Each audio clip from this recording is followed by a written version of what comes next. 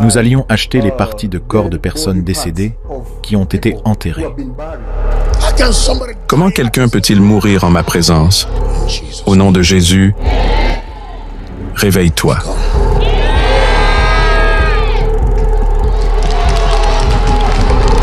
Ils sont intelligents. Ils sont très bons vendeurs.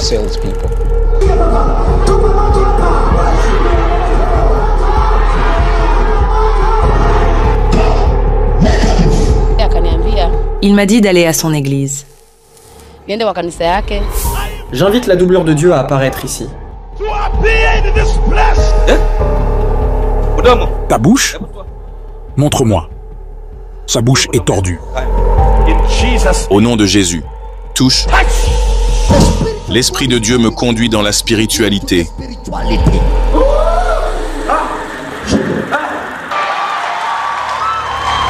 Nous regardons souvent ces vidéos et certains d'entre nous les ont même vues en personne, où des gens prétendant être des hommes de Dieu réalisent divers miracles.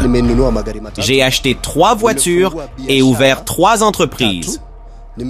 J'ai embauché 15 personnes et maintenant notre ministère compte plus de 150 fidèles. Je dirige aussi 15 églises.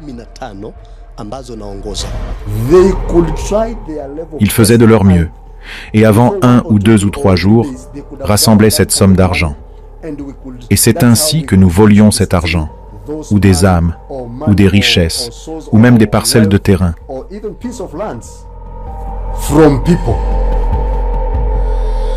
Dans ces vidéos, les malades sont visiblement guéris, les paralysés marchent de nouveau.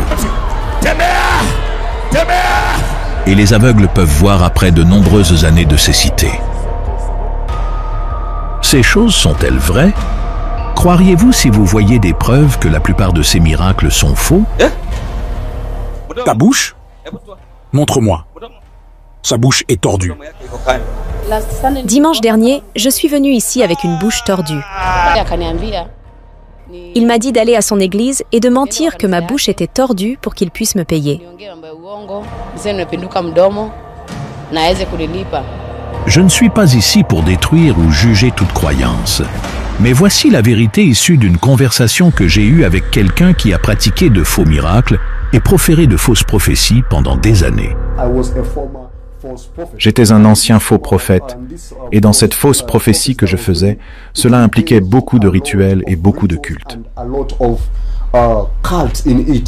Si vous regardez de près, il s'agit de l'un des 2 pasteurs qui réalise des miracles dans la vidéo que vous avez vue au début. Lui et son frère jumeau, avec d'autres, travaillaient ensemble pour réaliser des miracles, parfois en faisant des choses si étonnantes qu'elles sont difficiles à comprendre pour l'esprit humain. Nous pouvions aller au cimetière de Langata. Je mentionne ce nom parce que c'est un endroit très connu. C'est un cimetière très connu au Kenya, à Nairobi pour être précis. C'est là que nous pouvions aller acheter les parties de corps de personnes décédées qui ont été enterrées ou autres.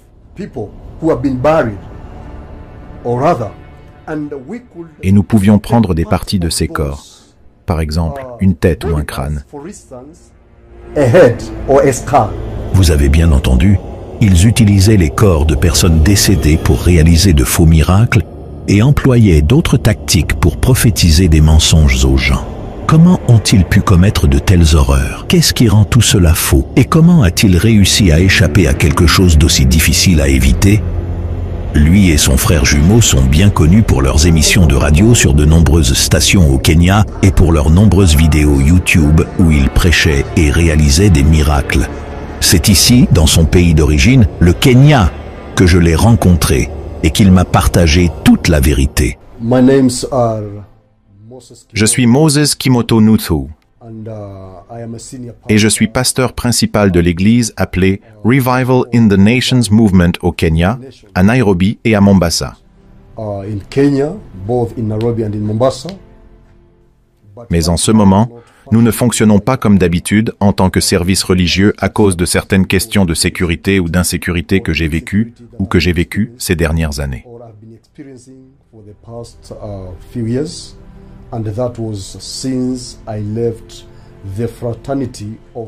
C'était depuis que j'ai quitté la fraternité de la fausseté, dont j'étais parmi les faux prophètes.